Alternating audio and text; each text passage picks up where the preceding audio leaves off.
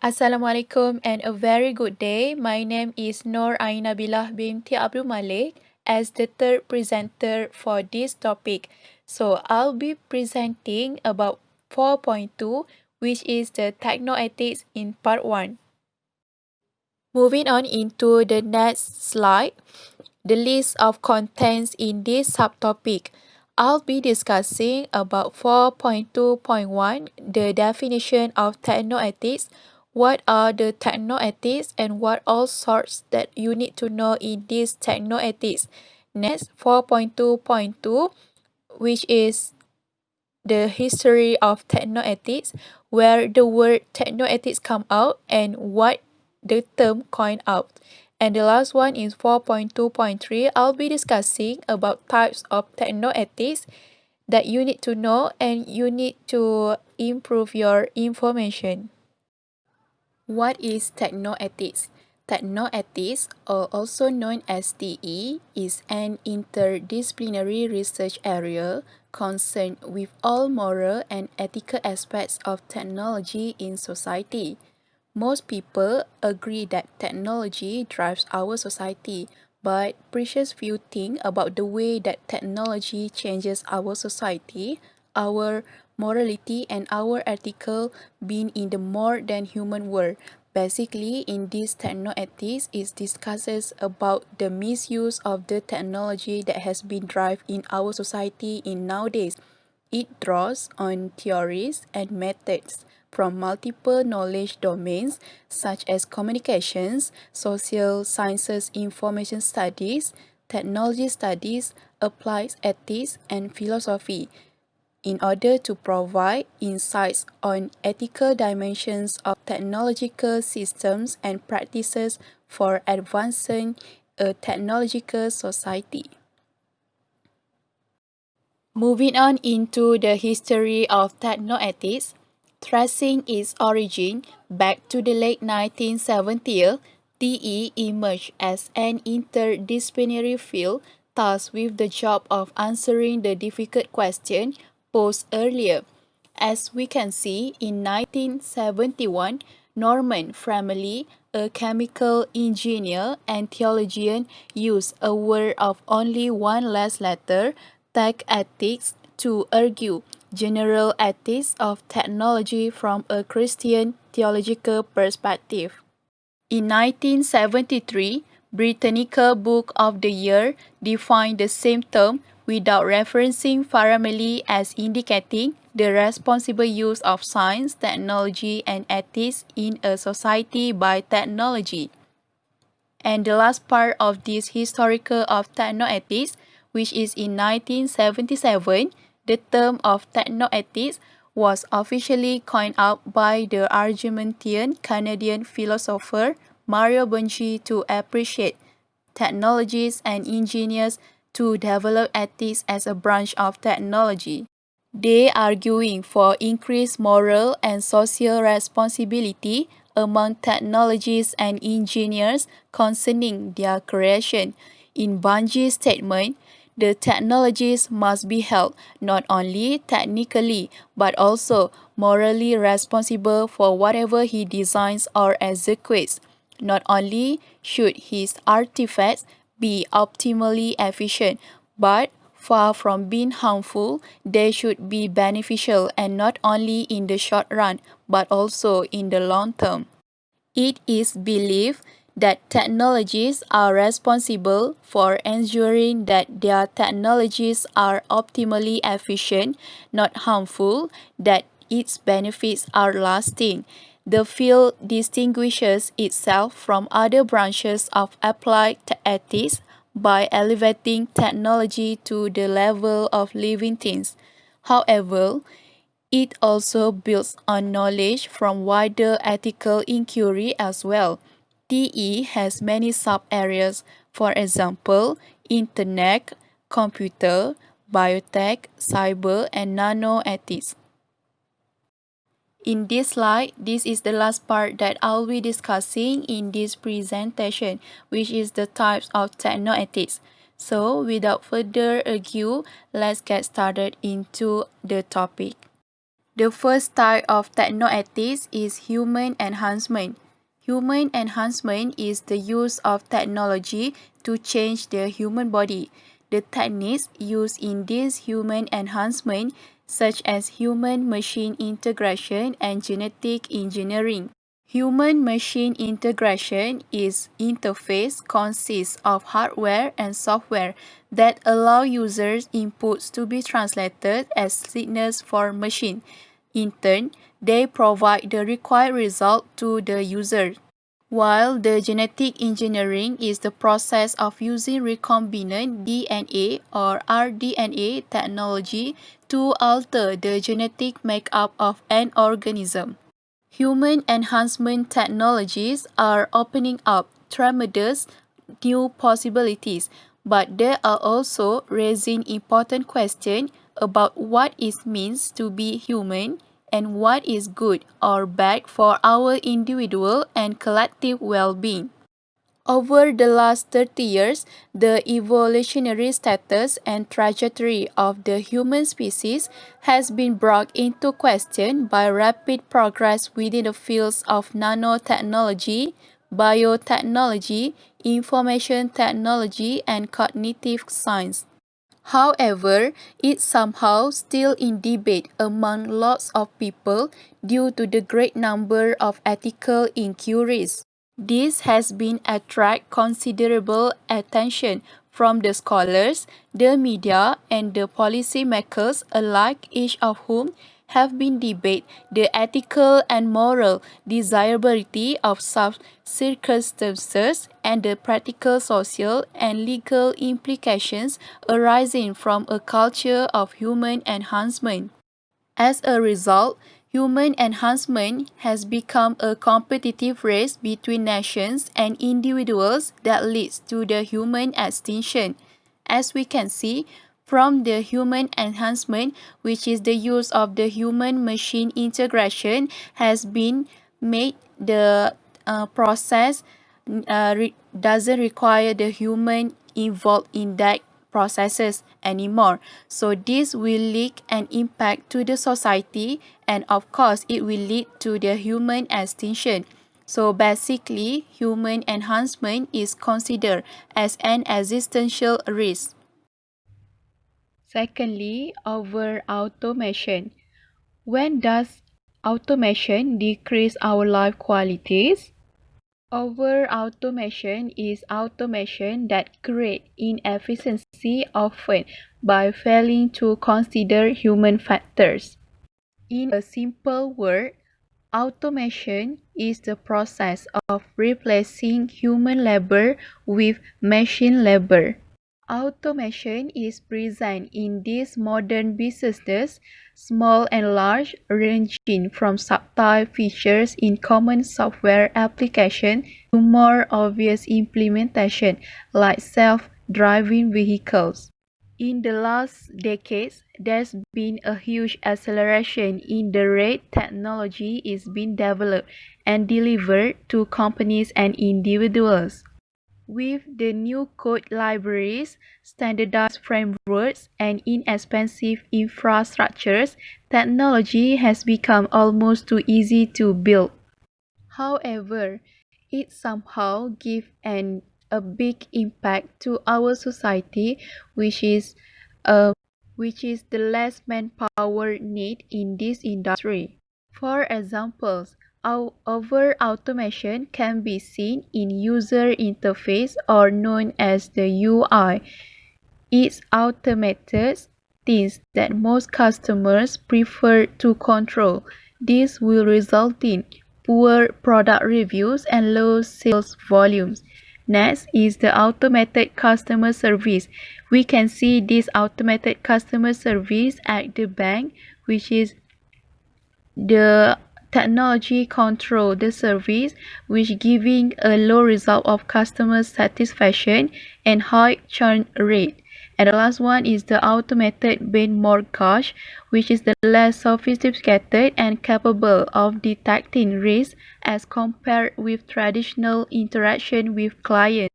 This also can lead less social skills between people when they are in the industry. So the interaction cannot be done as people. We undergo the process within the services that automated only.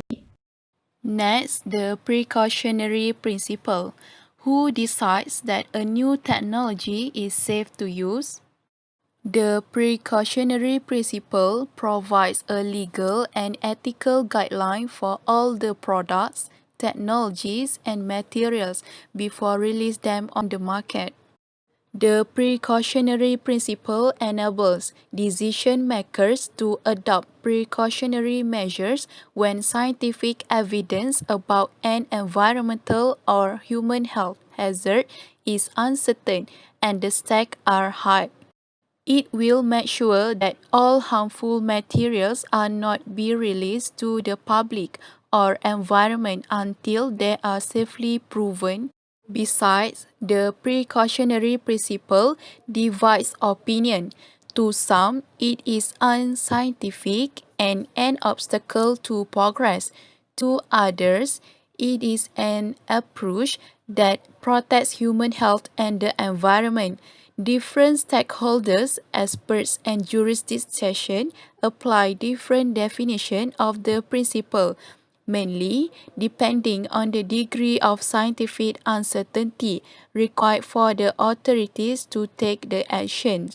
Although most of the experts agree that the precautionary principle does not call for scientific measures such as ban or reversal of the burden of proof, opinions are divided on the method for determining when to apply precautionary measures. In back then, any harmful product is required to prove beyond the doubt in order to pull it from the market, and the precautionary principle works in opposite approach as any product will be accepted as safe before being launched on the market. All in all, the precautionary principle is relevant to many issues, especially those of environment and public health, global warming or sharp climate change, extinction of species, the uncertain risk of nuclear power of geoengineering, the introduction of new and potentially harmful products into the environment that has been threatened the biodiversity. Let's talk about you for a minute. When you're faced with a risky decision, how do you decide what to do? Nothing is certain, so often we weigh the potential payoff versus the potential downside. We ask, is it worth the risk? And that generally works well. But what if you know that the potential risk is big, only you're unsure whether it's going to happen or not? Take human-caused climate change, for example. The skeptics say it isn't proven, so we shouldn't risk potential economic harm by taking action. But the activists say if we don't do something about it quick, we risk global catastrophe. How do you weigh the two claims of potential harm when we don't know either for certain? That's where the precautionary principle can help. It takes seriously that nothing is worth risking everything for. If losing means catastrophe, it just isn't worth the risk, whatever the odds. Imagine you stand to win millions, and all you have to do is take a shot at Russian roulette. 5 out of 6 times, you're safe. But here's the hitch. It doesn't really matter how good your odds at winning are when the cost of losing is catastrophic. So would that mean the precautionary principle dictates no more driving or using electricity, as we would need to take any action necessary to prevent a possible climate catastrophe caused by the burning of oil and coal? In fact, wouldn't that reasoning argue for taking action against any potential threat? No matter how costly the action or how ridiculous the threat, like giant mutant space hamsters, because it's better to go broke building a fleet of orbiting rodent traps than to even risk the possibility of becoming hamster chow, right? So the precautionary principle seems useless. Actually, no, because the principle only applies when there is plausible danger. And while there may be disagreement on the likelihood of catastrophic climate change, at this point it is undeniably plausible, as evidenced by the official statements to that effect from every major scientific institution on the planet. So at that point, the burden of proof shifts. Rather than the activists needing to prove that climate change is real and dangerous, the skeptics are obliged to prove that it's not. In the meantime, it's only prudent to take bold action to reduce emissions, in order to avoid potential catastrophe. If you disagree with this reasoning, please give your arguments in the comments, because together we reach a better understanding. But if you agree, forward this video. Do everything you can to inject this reasoning into the public consciousness. Because catastrophe just isn't worth the risk.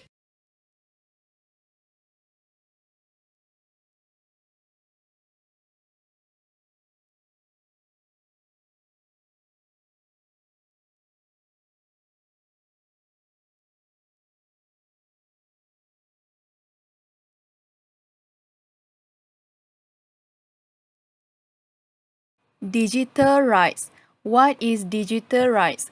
Digital rights is human rights in the internet to online privacy and freedom of expression, the protection of intellectual property rights, privacy and personality rights. People should be protected by the principle of universal declaration of human rights in any context. This is meaning that everyone has their right to socialize on the internet and they must do the correct thing and the right thing. As according to United Nations, disconnecting people from the internet has been violates these rights and goes against the international law. It is included whenever they use any public access or private network. Technology allows new forms of digital surveillance and data collection that may lead to the trick on human rights. As the principle said, same rights that people have offline must be also be protected online. So, why do digital rights is so matter to us? As we increasingly conduct our life online, shopping, socialize, and sharing our information on the online platform, our digital rights, particularly the rights to privacy and freedom of expression, are becoming more important. And in this part, we need to understand how our data is being used by the companies, government, and internet such as Facebook and Google. So, it is being handled fairly or sold or shared without any concern. Due to that, there has been arises some problems such as data regulation are insufficient to protect the privacy. This is because people are now moving their life from offline to online, making the data are spreading fast and worldwide. Due to that, a strong data protection law must be implemented to against the ethics in this technology.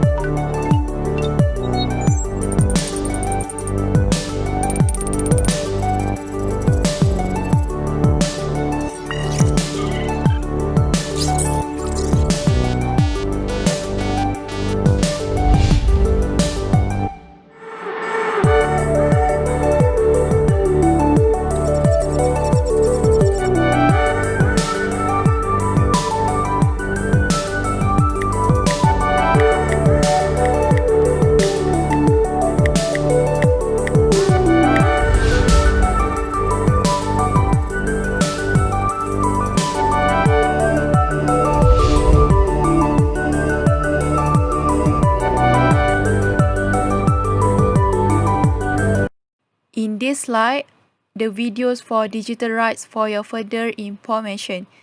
Happy watching! The last one is the existential risk.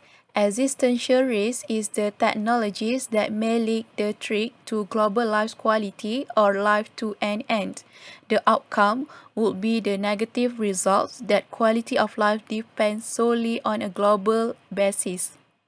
The technology give existential risks include the potential invention or experiment that uncontrollable causes the rise number of problems. This will causes a long-term problems become more obvious but cannot be solved due to the political conflict among the countries. The first man-made existential risk was the inaugural detonation of an atomic bomb. At that time, there's some concern that the explosion might start a runaway chain reaction by igniting the atmosphere. We know that such an outcome was impossible to be happen physically, but we must know that it is quite possible to be happen in that situation. Moreover, as the example, the natural disaster such as super volcano eruption has been happening in the world. Therefore, investing in prevention ways of large-scale impact of existential risk is a great way to be known by everyone. Due to this, our approach to existential risk cannot be one of try and error. There is no opportunity to learn from the errors because the reactive approach, see what happens, limit the damage and learn from the experience is unworkable at some part. Thus, a proactive approach must be taken by the individuals to avoid this from happening in the future. This is because accelerating of the technological progress, humankind may be rapidly approaching a critical phase in its career. Due to that, technoethics as the interdisciplinary research area have deal with these challenges as our future and the weather are depend on us and how we deal on that challenge.